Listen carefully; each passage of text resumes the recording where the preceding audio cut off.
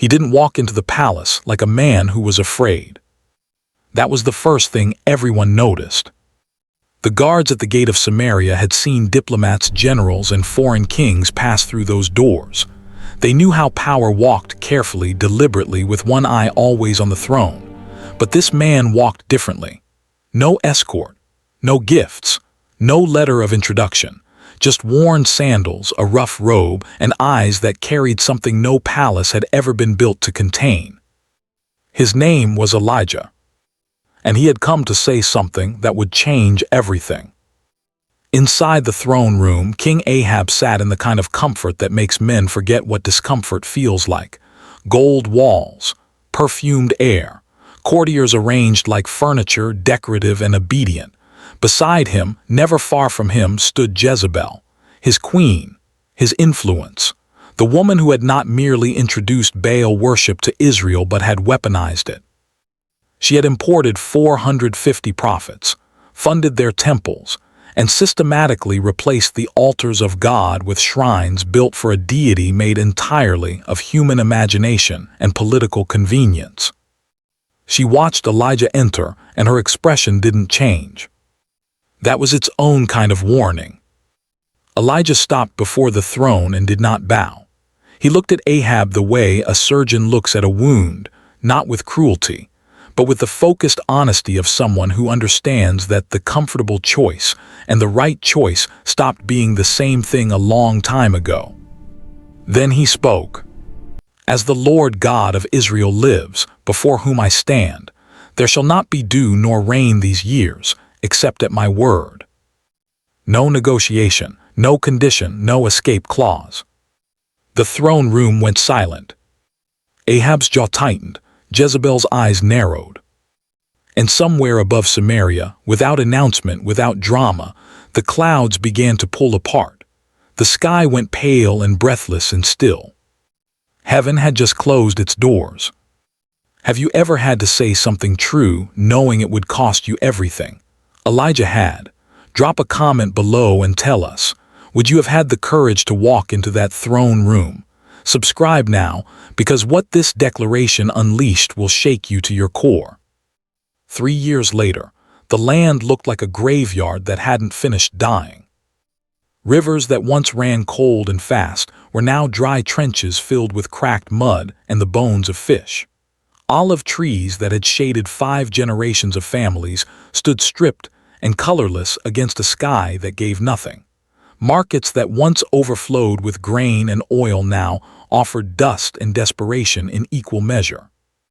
And in a small village on the edge of all that silence lived a boy named Micah. He was 14, the son of a shepherd, and his world was shrinking. He sat on a stone ridge one morning watching the last 8 goats his father owned push their noses into ground that had nothing left to offer. A year ago there had been 60 animals, a flock that meant security, provision, a future with edges and shape. Now 8 remained, their ribs beginning to show through their coats like accusations. His father still prayed. Every night, voice low so no palace informant moving through the village could identify him as a follower of the old God, the real God.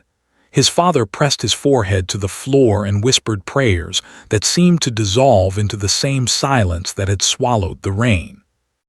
Micah watched him and felt something he couldn't yet name, not quite doubt, not quite faith, something bruised and suspended between the two. Is God listening? He wondered, or did we push him so far away that even his voice can't find us anymore? What Micah didn't know, what none of them knew, was that the silence wasn't absence. It was preparation. And on a mountain called Carmel, something was already being arranged that would answer every question the drought had ever asked. Ahab had become very good at looking at suffering without seeing it. He rode through his dying kingdom on a horse that still ate well, because kings always find a way to feed their horses, and he surveyed the cracked fields and hollow-faced people with the practiced distance of a man who has spent 3 years building a wall between himself and the truth. The truth was simple and devastating. He had done this. Not Elijah, not the drought, Not some mysterious act of cosmic weather. Him, his choices, his silence when Jezebel dismantled the altars, his comfort when the prophets of God were hunted and hidden in caves, his willingness to let a woman with a crown and a cold ambition reshape an entire nation's soul, because reshaping it himself would have required a courage he had never bothered to develop. Beside him rode Obadiah, his palace administrator, a man who served a compromised king while secretly feeding 100 hidden prophets from his own resources, a man living 2 lives simultaneously, the weight of both visible in the careful way he never quite relaxed. Obadiah saw the suffering and felt it land. Ahab saw the suffering and categorized it. Then the road ahead shifted. A figure appeared in the distance, solitary, unhurried, walking toward them with the specific confidence of someone who answers to a higher authority than any throne. Ahab's horse slowed without being told.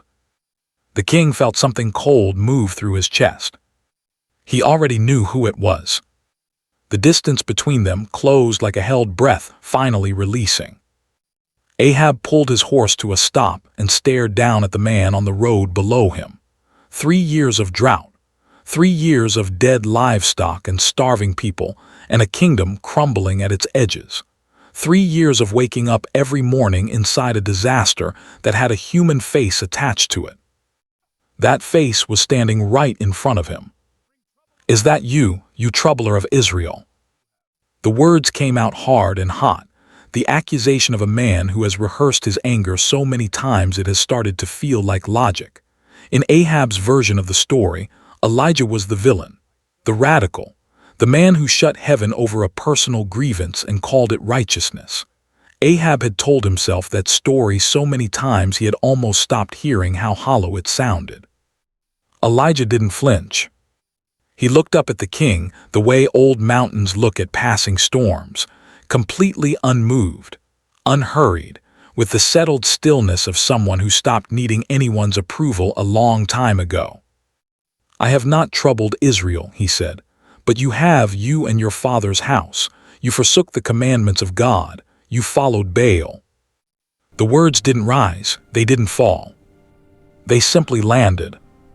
Somewhere beneath Ahab's armor, in the soft, unguarded place where truth finds its way through pride, something shifted. Just for a moment.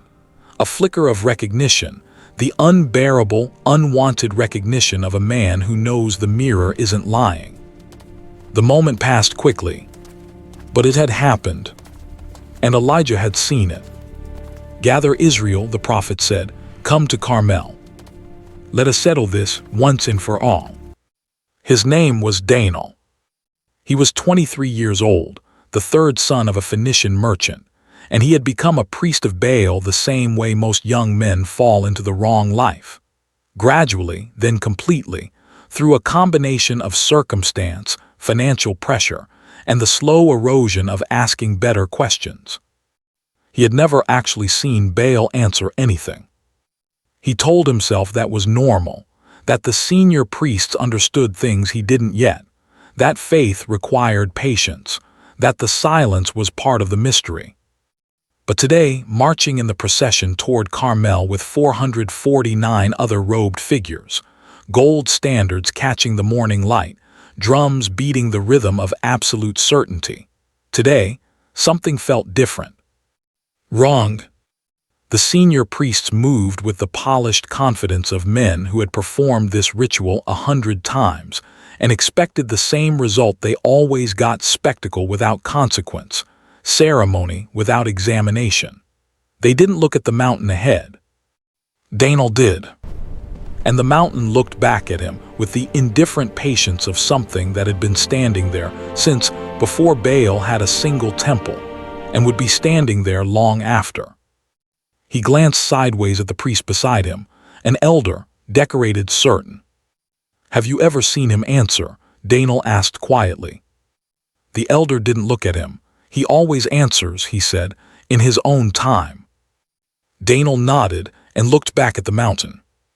But his feet had slowed just slightly, and the distance between him and the procession ahead had grown wider than he intended.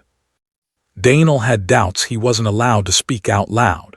He kept marching anyway, towards something he wasn't sure he believed in anymore. Have you ever stayed in something, a belief, a direction, a decision, because walking away felt more frightening than staying? Drop the word truth in the comments if this moment speaks to you.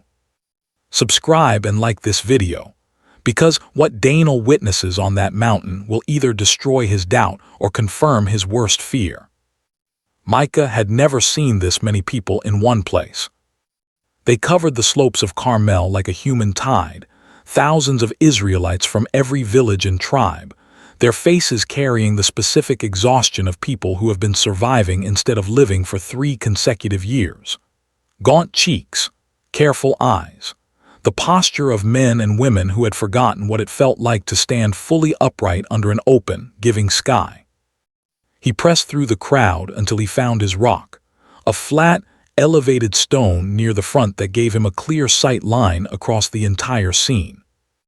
What he saw stopped his breath completely.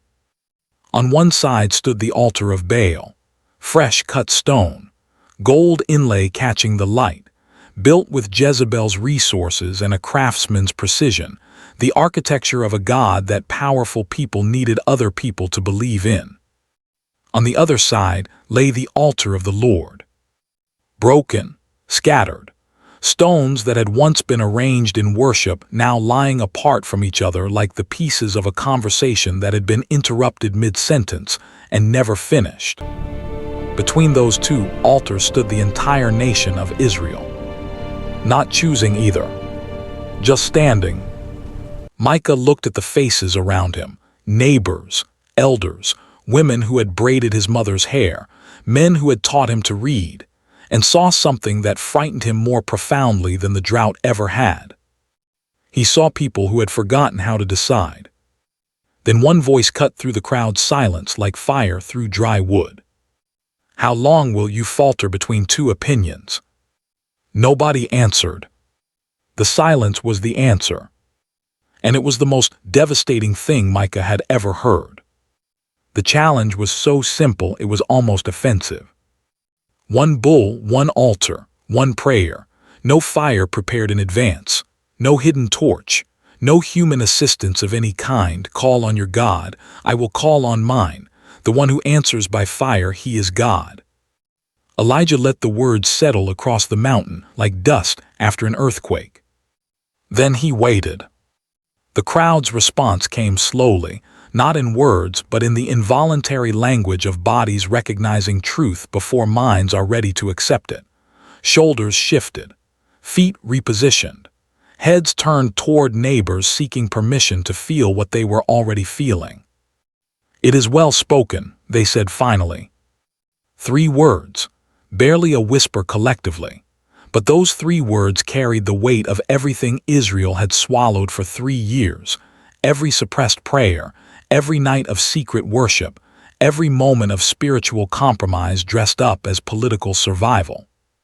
They knew. They had always known. Daniel stood at the edge of the Baal procession and heard the crowd's response land like a verdict. He looked at the senior priests beside him. They were already moving, organizing, delegating, preparing their bull with the brisk efficiency of men determined to perform their way past any inconvenience.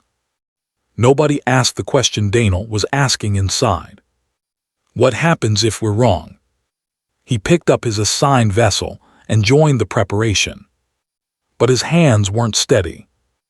And across the altar, Elijah watched the prophets of Baal begin their ritual with the patient expression of a man who already knew exactly how long 450 voices could shout into an empty sky. The altar is prepared, the crowd is watching, and what happens over the next several hours will redefine everything these people thought they knew about the God they've been serving. They started with confidence. The ritual words were spoken in the correct sequence, with the correct intonations, backed by the full ceremonial weight of 450 trained priests performing in unified precision. The drums began. The chanting rose. The names of Baal filled the mountain air with the kind of volume that is meant to feel like power. It felt like volume. By mid-morning, the confidence had quietly converted itself into intensity. The dancing began, rhythmic, escalating, the specific movement of men who are performing harder because performing is the only tool they have. They circled the altar. They cried the name louder. They raised their arms toward a sky that returned nothing but silence and pale, indifferent light. "O Baal, hear us." Nothing. Daniel danced with the others because stopping was more dangerous than continuing. But behind his eyes, something was conducting a completely different conversation. Every passing hour without an answer was adding weight to the question he had asked that morning. Then Elijah's voice arrived, dry and precise and merciless. "Cry louder. Perhaps he is meditating. Perhaps he is on a journey. Perhaps he is sleeping." The crowd's nervous laughter cut through the chanting like a blade. The senior priests didn't laugh. Their expressions hardened into something beyond embarrassment, the rigid, airless look of men whose entire identity lives inside a system that is publicly failing and who have no category for what comes next. They cut themselves, blood running down their arms as the afternoon sun moved without mercy across the sky. This was the theology of desperation, the belief that if you bleed enough, perform enough, suffer enough, silence will eventually end. But Daniel already knew the terrible truth no one around him would say out loud. The silence wasn't waiting to be broken. It was the answer. 6 hours of crying, 6 hours of silence, and the mountain has barely begun. What happens when everything you built your life on cannot answer the one moment that matters most? Evening arrived without being invited, and it brought a verdict with it. The sun descended behind the western ridge of Carmel, painting the mountain in deep amber and bruised crimson, as if the sky itself was processing what the day had revealed. Long shadows stretched across the plateau. The drums had stopped.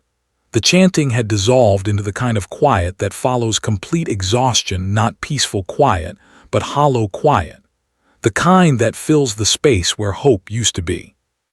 The prophets of Baal were finished. Not defeated dramatically, just emptied. They sat and lay scattered around their altar like men who had run a race toward a finish line that kept moving until their legs simply stopped working. Some pressed bloodied arms against their robes. Some stared at the unlit wood with the vacant expression of people whose internal framework has just collapsed without a replacement in sight. The altar was cold, the bull untouched, the sky above it empty, indifferent, unchanged. Daniel sat apart from the others. He didn't tend his wounds.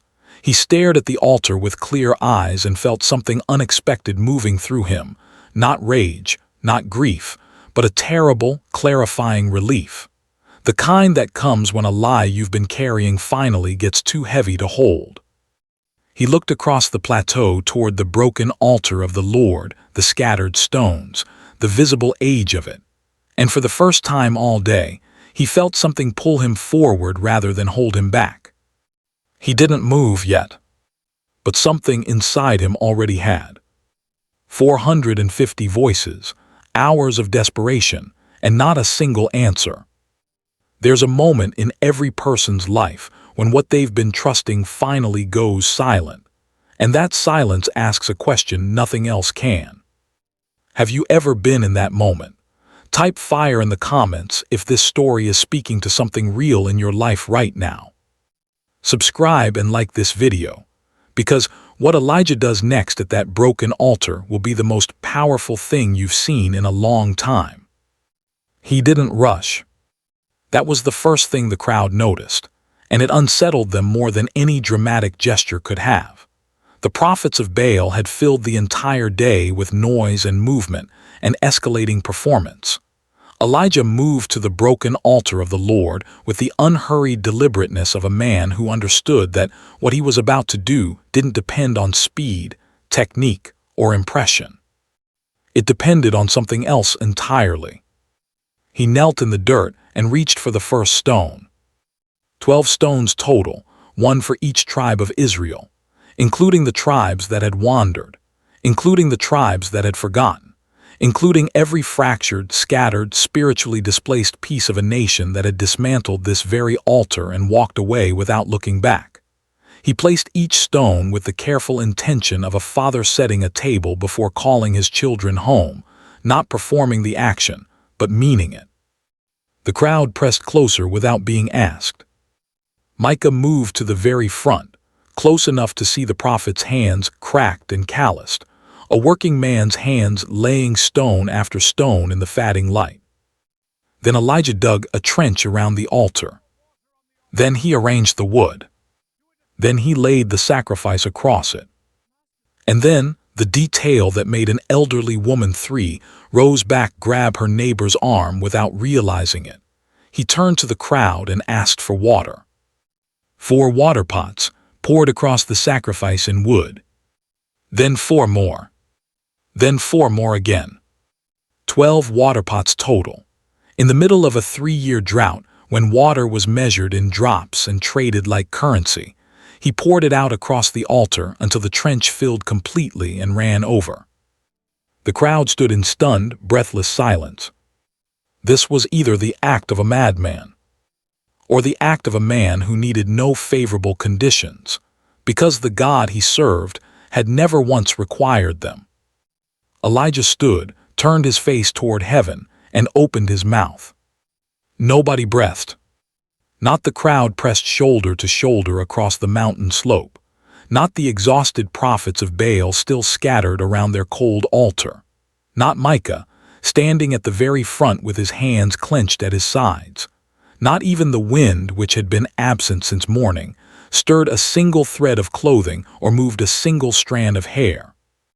The mountain was absolutely, completely, historically still. Then Elijah spoke. Not loudly, not with the desperate escalating volume of men who aren't sure they're being heard. Quietly, the way you speak to someone standing right beside you.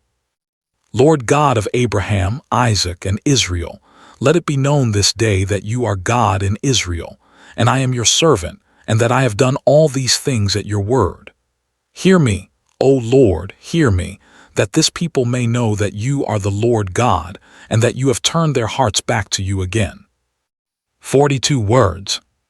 No ritual formula, no self-inflicted wounds, no hours of escalating performance, just a servant, a soaked altar, and the absolute unshakable confidence of someone who had been fed by ravens in a desert and had long since stopped being surprised by what God could do with nothing. The silence that followed lasted exactly 1 second. The fire fell. Not gradually, not symbolically. It arrived vertical, consuming, total, and the crowd went down with it, dropping to their knees as though the sky had physically pressed them to the earth. The sacrifice, the wood, the stones, the water in the trench, consumed, evaporated, erased in one declaration of absolute divine presence. Inside his chest, something that had been locked for years broke open like a door that had finally found the right key. This, he thought, this is what I was looking for. The fire has fallen, the altar is consumed, and 10,000 people are on their knees on a mountain that will never be the same. What happens when the impossible becomes undeniable and the only response left is worship? The declaration rose from 10,000 throats simultaneously, and it didn't sound like a crowd. It sounded like a single voice. The Lord, He is God. The Lord, He is God. Micah was on his knees with his face in his hands and his shoulders shaking. Not from fear, from the specific, overwhelming relief of a question that had been pressing against the inside of his chest for 3 years, finally receiving its answer. He's real, Micah thought. Everything my father whispered in the dark was real. Across the plateau, the prophets of Baal understood what was happening before the formal judgment arrived. Some attempted to move toward the edges of the crowd. There was nowhere to go. The law of Moses was clear. and the nation that had just rediscovered its voice was not prepared to look away from the consequences of what 3 years of Baal worship had cost them. Elijah gave the order. Daniel did not run with the others.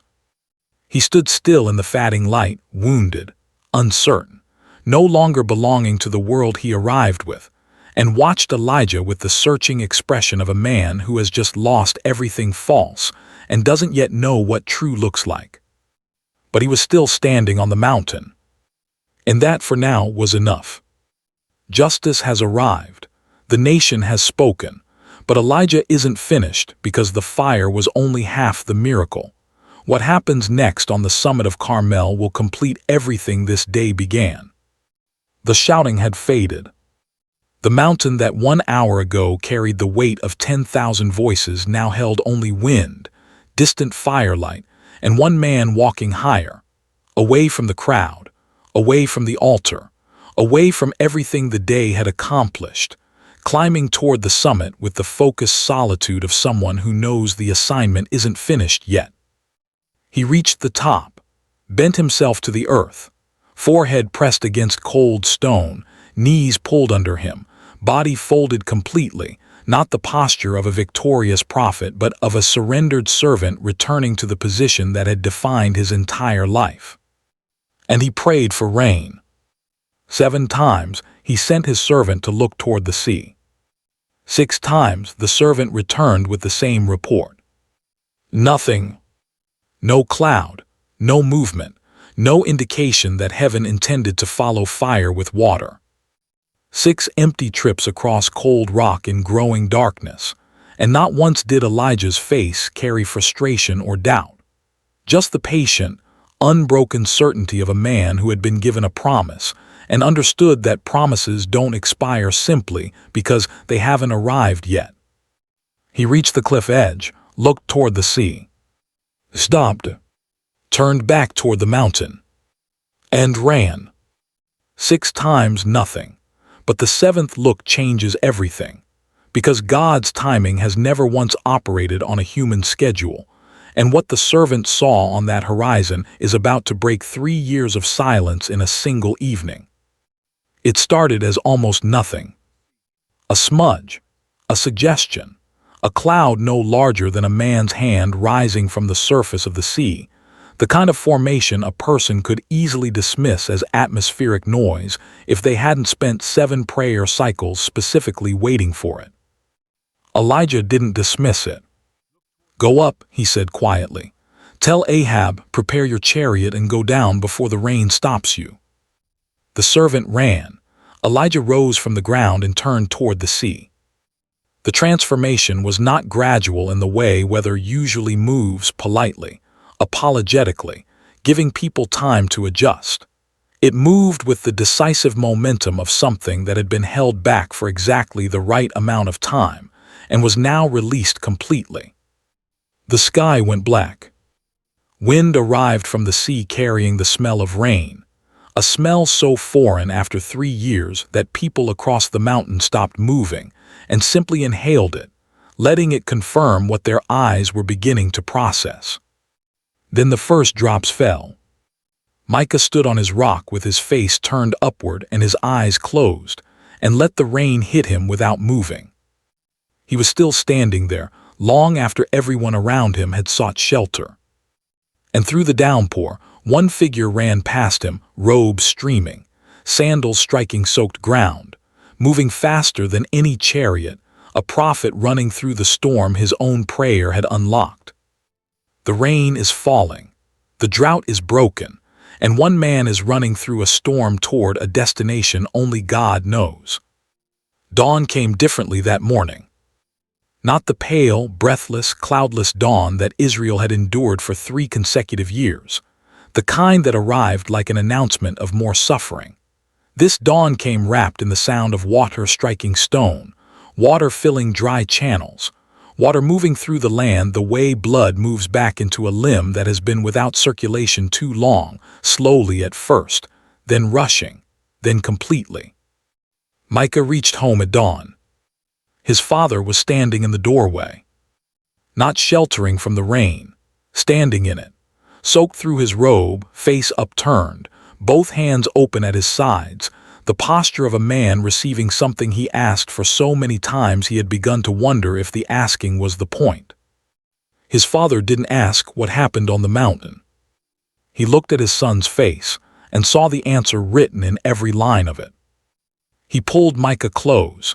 They stood together in the doorway, listening to a sound neither of them had heard in 3 years, rain on dry earth. Ordinary, miraculous, both at once. And on the summit of Carmel, alone in the downpour, Elijah knelt one final time. Not to pray, not to petition, simply to receive, face upturned, eyes closed, hands open, a servant resting in the completion of an assignment that was never really his to carry alone. The drought hadn't been abandonment dressed as punishment. It had been preparation dressed as silence. Elijah didn't become who he was because everything came easily. He became who he was because he chose, when the crowd went silent, when the conditions were impossible, when he stood completely alone, he chose who he served. And heaven answered. Here is what I want to ask you today. What has God been asking you to trust Him with, that you've been standing beside instead of surrendering completely? Drop your answer in the comments. Which moment in this story hit you the hardest, the fire, the water-soaked altar, or the seventh look toward the sea? We read every single comment. This community was built for exactly these conversations. And if cinematic Bible stories that bring these powerful moments to life speak to something real in you, subscribe and like this video right now. Share it with someone who needs to hear that their drought is not permanent. The next story coming to this channel carries a weight that will find you exactly where you are. Your fire will fall. Your rain is coming. But first, choose